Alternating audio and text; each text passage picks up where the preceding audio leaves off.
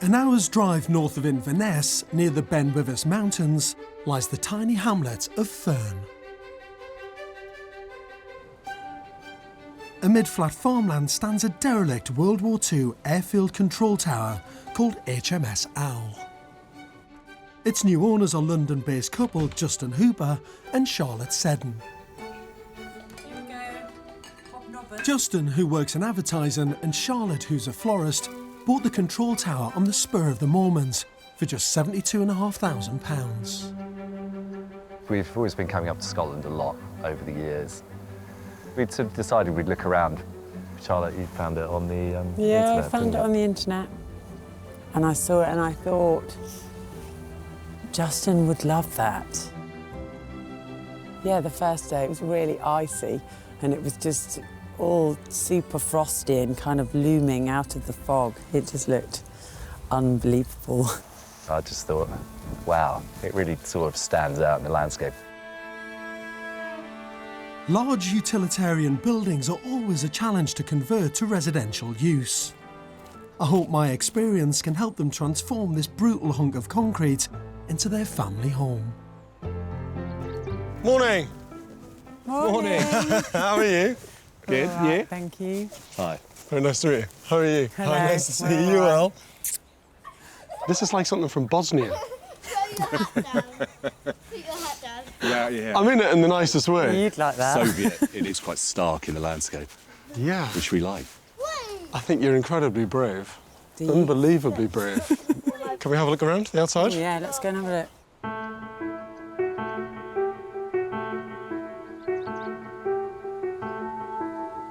You could have bought a nice little idyllic croft or a nice old building, but instead you bought this kind of hardcore military brutalism. We wanted to get something that was quite a warehouse, kind of industrial feeling thing, because we live in a semi-detached Victorian house in London, so it's kind of, we wanted to change. Justin loves World War II literature. Do you? Don't you? Come on. You've been found I out. wouldn't say Yeah. World War... Yes, I'm quite into World War II. That's kind of part of the attraction. Yeah, I mean, I really liked it. I'm surprised you liked it as well. I was quite surprised Yeah. how much you liked it. Yeah, I was quite surprised too. Yeah, it's not I kind of normally... am quite surprised I like it. Yeah, I mean, I'm not trying to bloke it up or anything, but, you know, kind of an air tower on a military base surrounded by other military buildings is kind of a bit blokish. I can't Just imagine very it. self-sacrificing. The control tower was abandoned in the 1950s and has lain derelict ever since. It's accessed through a neighbouring farm whose fields now cover the old runways. The building's footprint is 4,000 square feet and spread over 4 storeys. Currently it's just a shell, but still Grade C listed under Scottish planning law. The control tower comes with 3 acres of land and includes a derelict Nissen hut. Yeah, so this originally, when we found it, was up to, you can see on the wall, it was up to there in cow dung, because the farmer used to leave his cows in here in the winter. Oh, my God.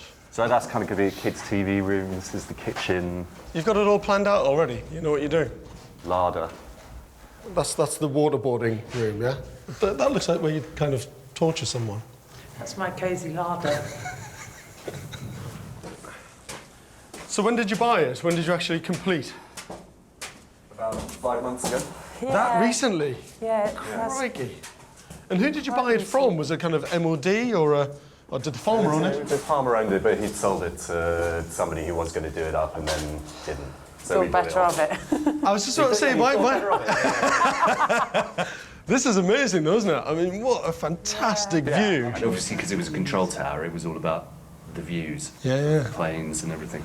You've bought a lot for not an awful lot of money, really, when you think about it. Definitely. I mean, that's why people do. That's why everyone in New York started living in lofts and factories, because it was cheap. Yeah. And it was cheap to do them and make them look, you know, have a kind of style and aesthetic.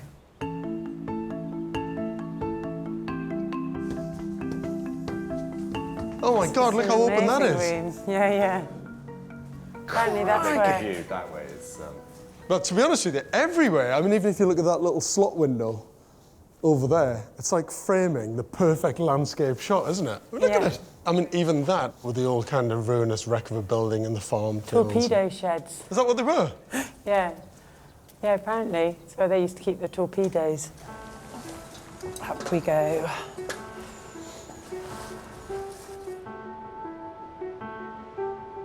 Oh my God, it's brilliant, isn't it? Look at that. Yeah, so this will be our bedroom window. You're going to put your bedroom up here? So we'll have our bed here with that as the view. You could not get a building so well connected with its surroundings. I think you've got a great project on your hands here. It's going to be a true piece of modernism, this, isn't it? Yeah, so especially when we painted it black. And you've painted it black? I think we're going to paint it black. Why? Or a very dark blue. I don't know. I just think it'll look good. Justin and Charlotte have budgeted £280,000 for the restoration, raised by remortgaging their existing house. The plan is to relocate the family from London once the building is habitable. They have some plans from a local architect, and I'm dying to see how they're going to carve up the space. I like the way you've planned this out. It's like very minimal. There's nothing on there. Nothing.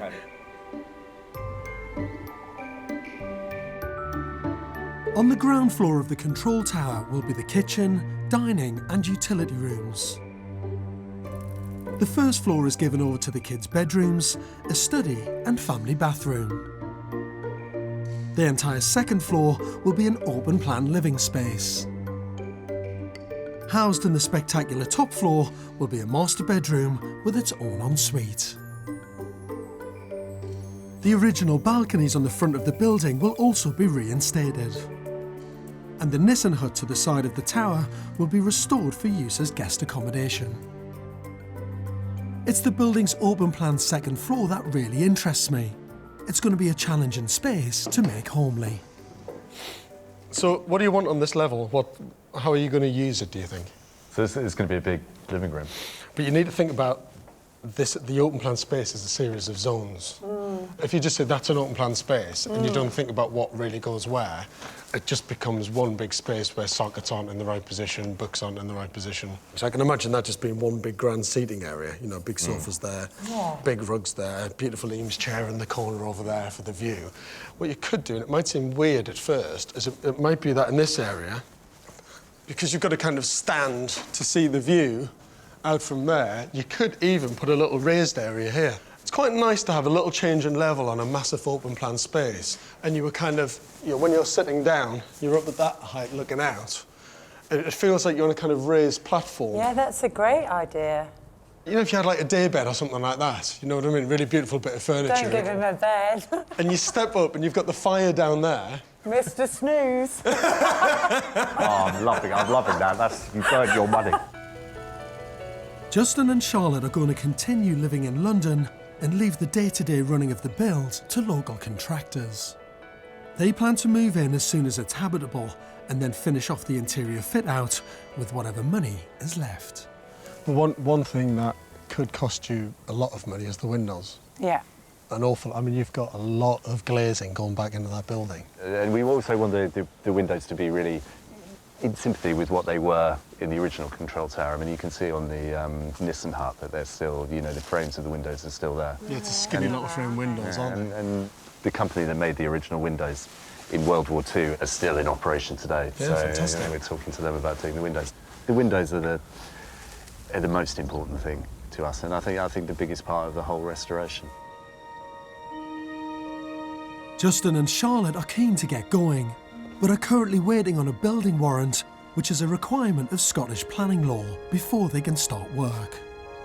You know, in restoration, man, I'm so lucky to be involved in the restoration of really old buildings from 100, 200, 300 years ago. But this one is a really rare piece of British military history, and it's only 70 years old. But I'll tell you what, Justin and Charlotte have got a massive challenge ahead of them. The building is in a terrible condition. They're going to be managing it from 600 miles away in London. It's going to be a tough one. London-based couple Justin Hooper and Charlotte Seddon fell in love with this World War II Airfield control tower, just north of Inverness, which they bought for £72,500. Their vision is to create a dramatic New York loft-style home, but overlooking the Ben Nevis Mountains, where they plan to relocate their family from London. Today, Justin's come 600 miles to meet his architect, Tony, as they have issues with building regulations, which could compromise Justin's vision for a big open-plan living space. We've been having a few problems getting the building warrant because it's quite hard to comply with the fire safety regulations on a building like this because it's quite tall. We're very keen to keep the second floor completely open plan, but the kind of safety regulations require that it has an area of safety on that level, which quite spoils how we see the layout of that area. I think we've been back with three times, haven't we? Yes, with enhanced sprinkler systems to compensate for the lack of the protecting enclosure. Understandably, they want this issue resolved before they'll consider the rest of the building. I want to see it, get going. While they wait for the go-ahead on the layout, the contractor begins repairs on the fabric of the building. In 1942, the tower was built of reinforced concrete, a technique pioneered in the skyscrapers of the early 20th century. The weight-bearing properties of reinforced concrete allowed the tower to have huge amounts of glazing. Morning, lads. How's the concrete going? After years of exposure to the elements, the steel reinforcement needs treatment to stop corrosion that is weakening the building. These vital repairs are costing £10,000, but should ensure that the tower's life will be extended for decades. The smooth bars generally date the building very accurately. After 1950, the bars start to see flutes in them. These old bars tend to be a lot stronger than the more modern ones. See you and me out. Good. It's a very solid building. If the Nazis couldn't knock it down, who's going to? While Justin and Charlotte wait for the building warrant to come through, I'm keen to find out more about the control tower's history. From 1942, Fern Aerodrome was codenamed HMS Owl because it was run by the Royal Navy. The airbase was a specialised training ground for the Fleet Air Arm, the Navy's own air force.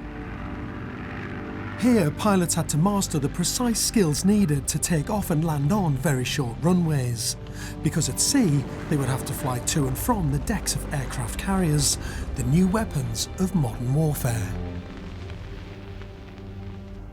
To hear firsthand what these brave and highly skilled pilots went through, I've tracked down several veterans from World War II who still get together every month. John, you were at Fern, weren't you, for a short time? I was at Fern for a short time. When we were learning to land on a carrier, well, we had an exercise called ADLS, Aerodrome Dummy Deck Landings, and this is how you practiced landing on the aerodrome before you actually went to the ship. You fly round the circuit at about 300 feet, which is low, of course, and you thump down onto the runway. Go round and do it again, and again, and again. Unlike the RAF, who used a runway, the whole of it, the Navy, the Fleet Air Arm, were taught to make use of the shortest length possible, and all our deck landing training was based on a short runway. But my biggest memory, of course, was we had a very sad accident while we were there. This is your pilot's fly-in logbook, November the 25th. Yeah.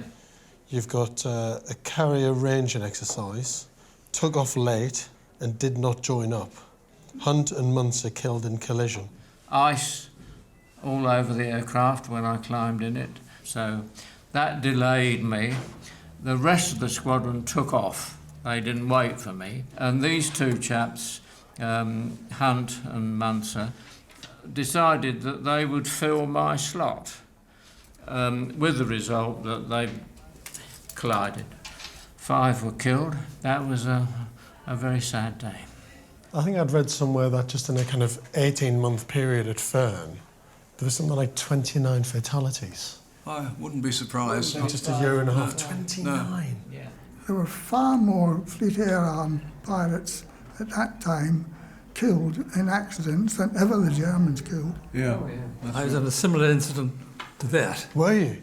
One of the wheels got stuck up. Ah, so you had to land with one? Yeah. What was that like? It was quite exciting. I would have been petrified. No, actually, you're concentrating so hard that there's no time to be petrified. No. You make it just sound completely normal, like someone crossing the road. Amazing. Absolutely amazing.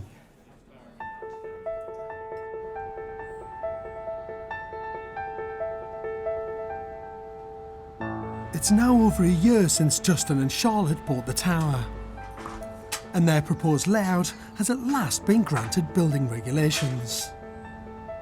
Full work can now commence on site, and the scaffolding goes up for those all-important windows. But Justin and Charlotte are still tied to work and family commitments in London. I'm really looking forward to the windows. I think that's going to be the moment when I go, woohoo! And then I'd feel like we were actually doing it. Rather than just owners of a kind of derelict building. We want to kind of get the building very warm, wind and weather tight, and then what you fill it with can come at a later date. But you want to keep the kind of the feeling of the building, and you know, try and keep that kind of 1940s, 50s sort of mid-century industrial look. The control tower was built in 1942, and the thin metal frames give it a distinctly modernist look.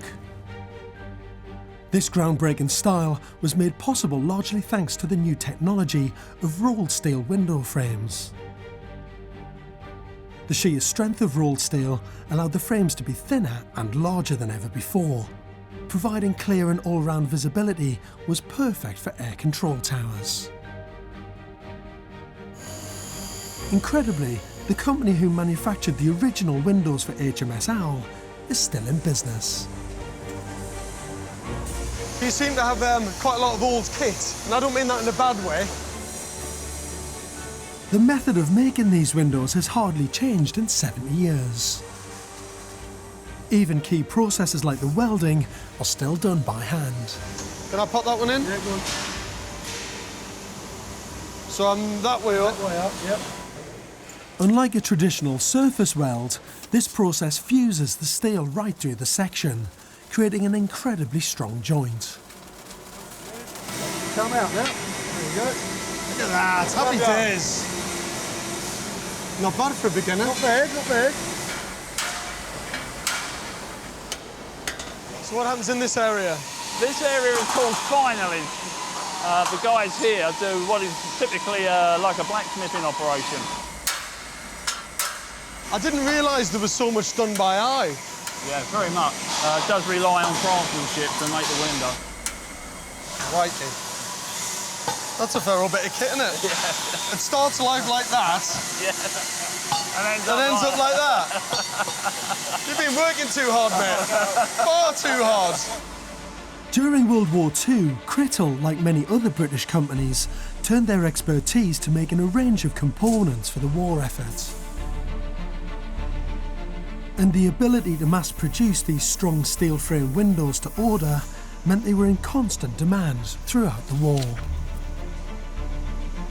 At airfields all over the country, huts fitted with the Crittall standard windows housed the Spitfire and Hurricane pilots during the lulls between their battles against the Luftwaffe.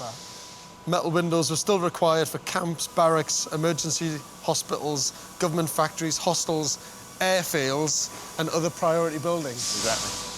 You're massively involved in the war effort. Oh, absolutely, absolutely. Well, I'm over the moon you put the windows back in the air control tower. Yeah. Any other window just wouldn't be right. No, no.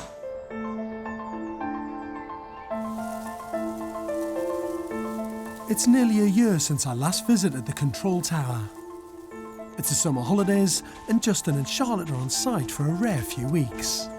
Morning. Hi, morning. This is far too cosy in there. Look at that. Playing cards all around the table in a caravan. Like our tea hut. Is this like your catering hut as well, Mel? Yeah, exactly. Thinking of living here.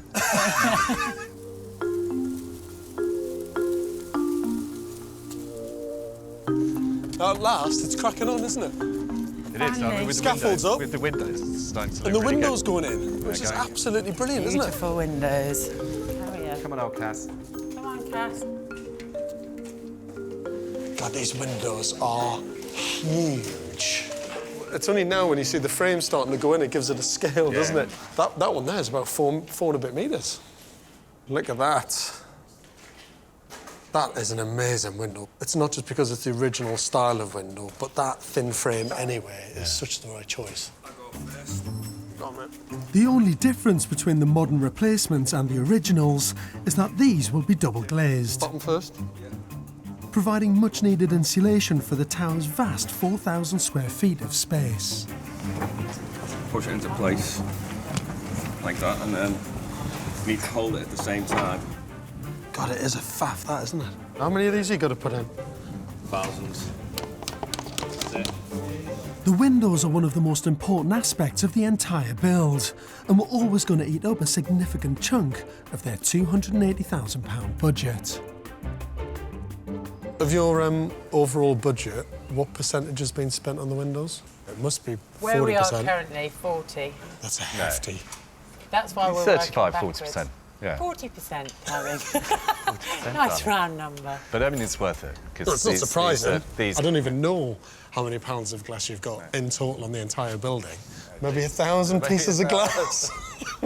A lot, and very nicely double glazed. 40% of the budget on glass and windows.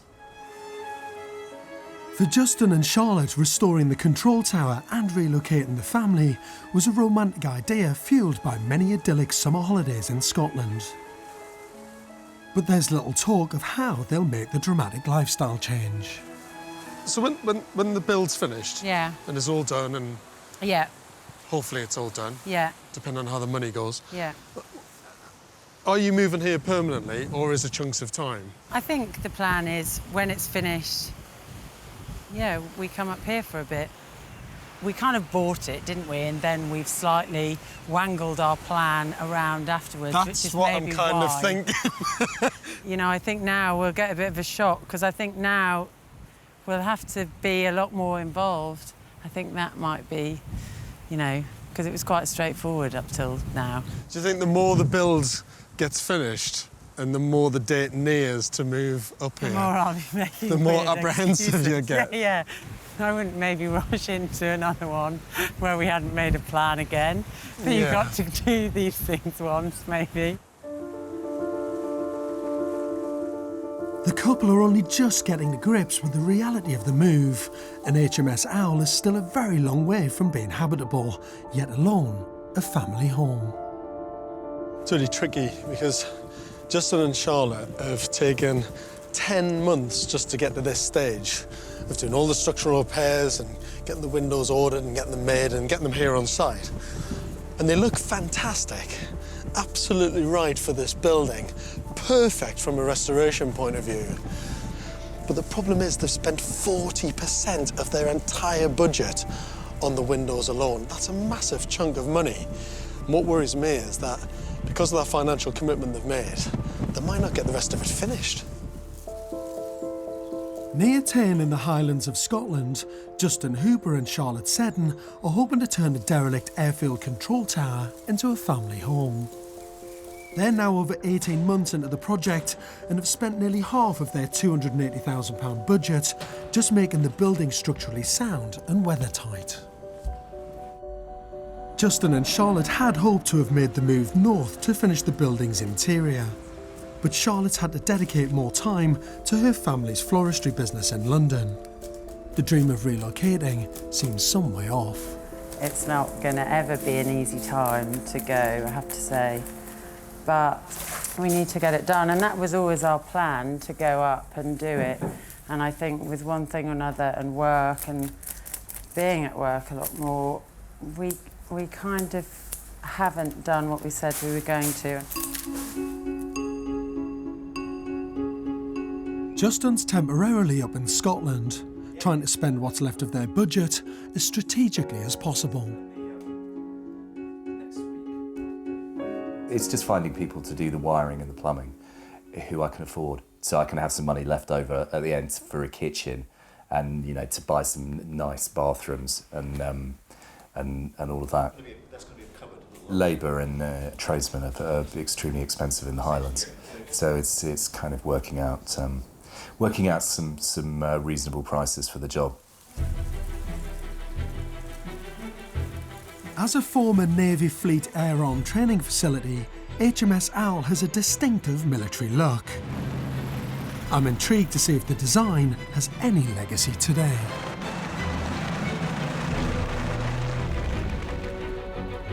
At Rosyth Docks in Scotland, Britain's latest aircraft carrier is under construction. When HMS Queen Elizabeth enters service in 2020, it will be the largest ship the Royal Navy has ever built. I've come to meet historian and naval commander David Hobbs, who flew over 2,000 missions from aircraft carriers. And up on the flight deck, this 21st century warship still carries striking echoes of our control tower's design. This is fantastic, doesn't it? The drama of taking off on something like this. And then looking back to the towers, kind of architecturally, the idea was that our air control tower at Owl is kind of a little mini version of what's there. Well, the function dictates the form. The Navy used its towers ashore in the same way that it uses the towers on board its aircraft carriers. You can see there, you need space for a lot of people controlling what's going on, and big windows. Big ones, and even the little balcony deck, which is very familiar actually, which was on the main facade of our control tower. Yeah. It is a similar piece of architecture, isn't it? It is. 70 years ago, the skills needed to fly from a ship at sea had to be learned at land bases like HMS Owl. You can't just train people by putting them on an aircraft carrier. You have to know exactly what you're doing before they'll let you anywhere near a ship. And that's what Owl did. It's still not going to be like a ship, but it's as near as you can get, and you can prepare the bloke to know what he's expecting to see. The first time you see a carrier, it's terrifying. You fly over even 1,000 feet, you look down, and even a ship like this, you tend to look down and think, is that it? Absolutely. I'd be petrified. Yes, that's quite a good word for it. It's a lovely feeling when you stop and you know you've arrived. I bet it is. But since World War II, an aircraft carrier has become so much more than just a floating runway. This ship's got hospitals on board, it's got emergency wards, it's a hangar, it's workshops, it'll have helicopters, and it can carry water, medical supplies and food. It could be an enormous help in a disaster relief operation. I have to say, I'm unbelievably proud to be standing on this today. I think it's amazing. It seems like it's a brand new chapter of that amazing history of British aircraft carriers. And it's just lovely to think that our little humble tower, this tiny little building that's been sitting there derelict for years, has got a connection with something like this.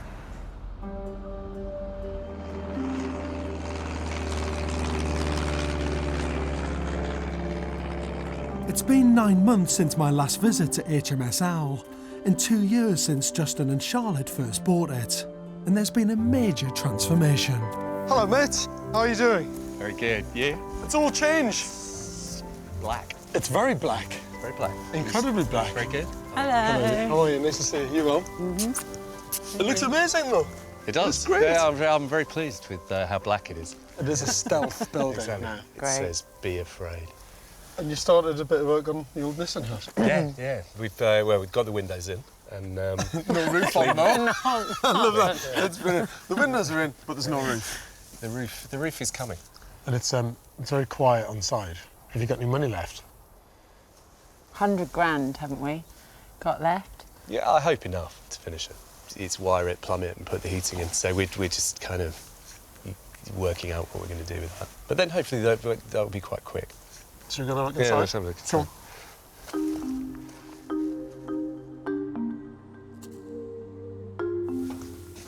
Oh, this is all changed, isn't it? Yeah, wall's down, isn't it? You remember there was kind of weird little warren of rooms. Yeah. That's all been knocked out. Because it was quite dark and pokey downstairs. That's the kitchen at the end. It's a kitchen, dining, entrance hall. Yeah. It's good. Yeah. For me, their most pressing problem is how their vision for industrial chic can be kept warm enough to become a family home. Because you've got some big decisions really about where you insulate, where you cover up, what you strip back. It's all about that interior design, isn't it, of what you're after. And one, it's about the functionality of the building and keeping it warm. Yeah. But also what it's going to look like at the end. I mean, ideally, you would insulate all the external walls. You know, you'd dry line all of them. But you might not want that. But I quite like, I mean, the more time we spend here, the more I think we quite like the rough industrial finish of it. And so when it comes to things like all the electrics and stuff, are you going for an industrial exposed? Yeah, is it all going to be metal galvanised steel conduit is what we're planning at the moment. But you've got to make loads of decisions up front, well up front about where it all goes. When you want, you know, a perfect bit of galvanised tubing coming down in the right spot and the socket in the right place, it's got to be really well thought through and worked out. With only £100,000 of their original budget left for all electrics, plumbing and interior fittings, finishing the project is going to be tricky. Thankfully, the distressed industrial look thereafter shouldn't break the bank. They're experimenting with a process called soda blasting, which was pioneered in the 1980s to clean the Statue of Liberty. It works by firing baking soda crystals under high pressure, which strips away paint and dirt but leaves the original surface untouched. That's actually amazing, isn't it? I mean, that has hardly even affected the wall surface at all. With so many decisions to make about the interior, I think it's beginning to dawn on Justin just how far they still have to go and how little money they have left to do it with. I think it looks incredible. I'm very happy with the outside, but now it's the difficult bit, because I always knew what I wanted to do with the outside, so it wasn't. Whereas the inside's more tricky. It needs to feel, certainly for Charlotte and the children, that it's a cosy house, and it's finding that balance between what we can do for the money, keeping its kind of industrial feeling and making it feel, you know, like a warm sort of place. It's a bit of a worry at the moment.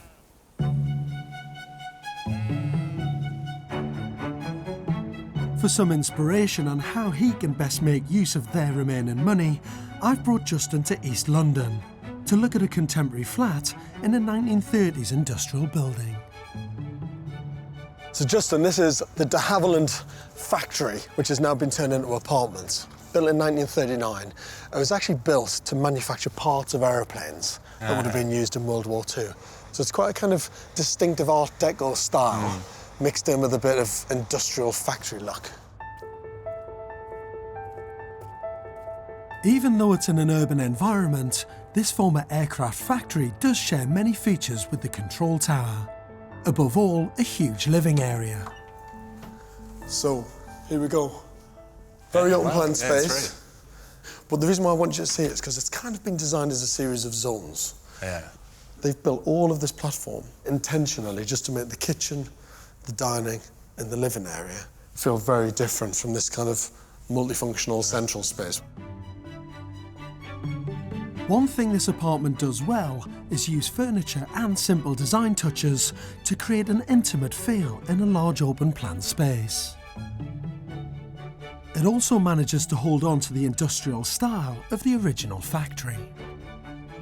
I really like the concrete. It's a really nice look. It's a bit like a kind of maintenance MOT garage floor, where they've just put a sealant on top of the concrete to stop any dust coming up from it. I mean, this is exactly what I want to get out of the floor in the owl. For Justin's industrial look to succeed, he needs to decide precisely where to locate light fittings, sockets and electrical wiring. And it's lovely actually because you can just tap into it at any point. So they've got these lovely spun aluminium downlights over the kitchen and then change the lighting to be slightly more low level over the dining table as well. Really affordable. It's all basic stuff. Yeah. I like the economy that's gone into it. While Justin and Charlotte wrestled with the build, I've been delving into the tower's fascinating past. It's hard to imagine that this was once a bustling place with 3,000 people living and working around the airfield. One of those who does remember what life was like here is Eleanor Munro. So I wonder when it was the last time you were up here? Oh, the last time I was up here must be 68 years ago. Eleanor was a member of the Women's Royal Naval Service, who were known as WRENs. In World War II, WRENs did everything from office work to aircraft maintenance.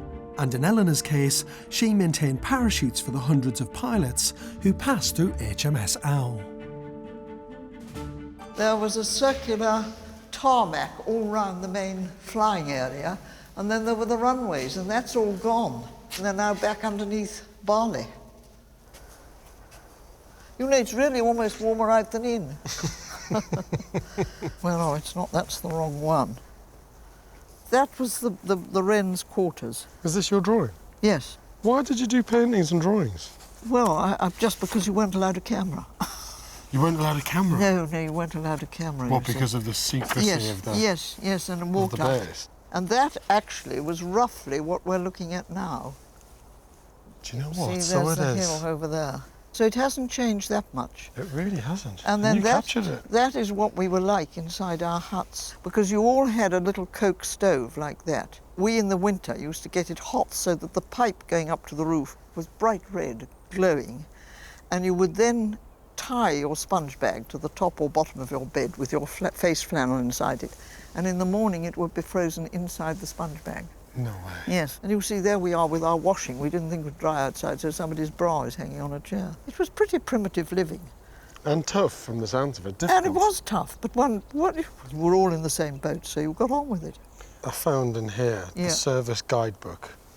And welcoming you to Fern, we would point out that it ain't as bad as it looks. Oh, that was nice, whoever wrote that. And what do you think about them restoring this building? I think they're very brave. And I hope they have a very happy time here, because it is in the most lovely situation. I mean, they've done such a good job on the windows. I'm sure they're a good job on anything else. But it's been very interesting to come back and see it.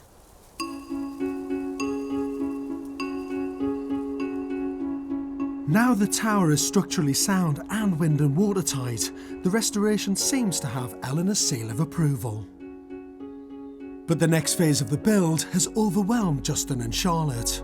Despite having 100 grand of their budget left, the project has come to a complete standstill. See, I think the problem for Justin and Charlotte is they're not quite ready to fully commit emotionally or financially to HMS Owl. Now, if they've got any chance of finishing this project, they've got to tackle that issue head on, or come to terms with the fact that this could possibly be a very expensive holiday rental they'll rarely use. Justin Hooper and Charlotte Seddon's plan to restore an air control tower in the Scottish Highlands has come down to earth with a bump.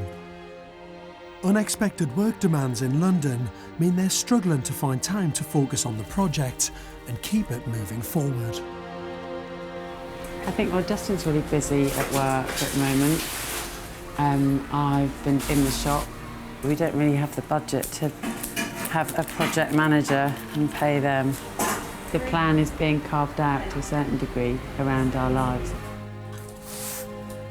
Right, I'm just about to drive my kitchen 600 miles up the motorway in the rain.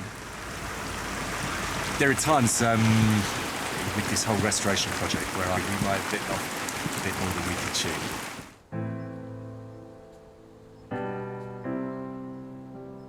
It's been 2.5 years since Justin and Charlotte first took HMS Owl under their wing. And it's lucky for the tower that they did. Out of over 50 similar ones built during World War II, only 5 still survive. Even though it's unfinished, together the couple have saved an important piece of our nation's military history.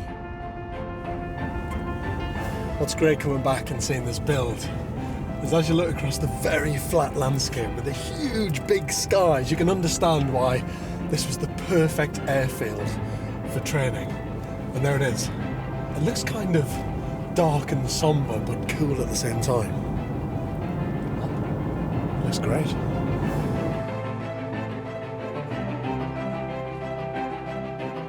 Morning. Hello. Oh, a blustery day in Scotland. Oh, look at the dog! Isn't it? Yeah. How are you? Good to see you, Will. Hello, mate. How are you? Hi, good. You all You? right? Yeah. Good. Do you know what? I was thinking as I was walking up, you should have just converted that into a holiday let. You could have moved in there. You could have saved yourself a few bob. Would have been much simpler. Would have been done, you know, left that derelict. This has been quite an epic build, though, hasn't it? Ambitious to say the least. There's a little bit to do. A little bit to do. It's just a little. Small things. But it's got electricity. Good. Water. Good. Got all the services in, which is fantastic. Yeah. Got a kitchen? It's... Yeah, well, do you know, there is a kitchen. Come on.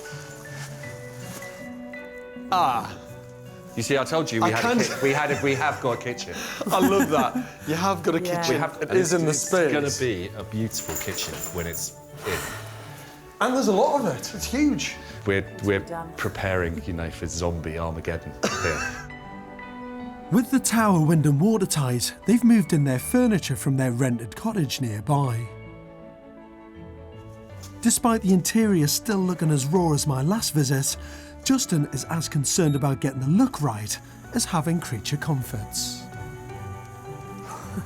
They are posh blinds. I'm so excited by that.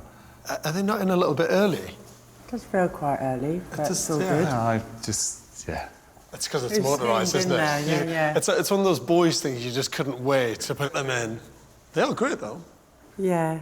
So what's the plan then? What is the grand plan now? When are you going to push this on? We are going to close it down, right, for the winter. Well, for winter, yeah, and then start again in the spring and really work out what we're going to do in terms of how it's going to look and whatever, and then get going in March so that we'll be finished in time for the summer. It's a lot more work than we appreciated. It probably would have been at the beginning because, I mean, it is a huge building. And although it's so hard to do when you're not here, though, either. Yeah, life throws up many different things, doesn't it? I think we but it's were quite lucky. it's come on a long way.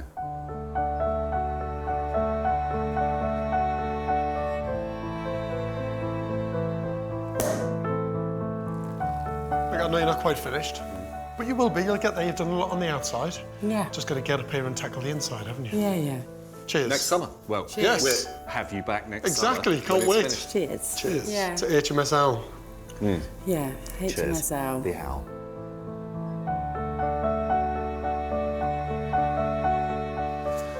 Your book. Look, it's black. It's black, yeah. Yeah, I sprayed it especially just to tie in with the building. HMS Owl. Beautiful. Oh, how beautiful. You realise how far you have come? Yeah. Look at that. Holes in the walls, no windows. God, yeah, I'd forgotten about that. And then shots of all the planes at Owl, the flying squadrons. It's great. And the best of luck with the next phase of this impressive buildings journey. Thank you very much. You can open now. I've got you an Airfix air control tower. That's just the wrong colour. Hold on. That's hilarious. I've got you a brush and a pot of black paint. Well, that's my retirement sorted, isn't it? I mean, there might be a chance you'll finish this one before the big one.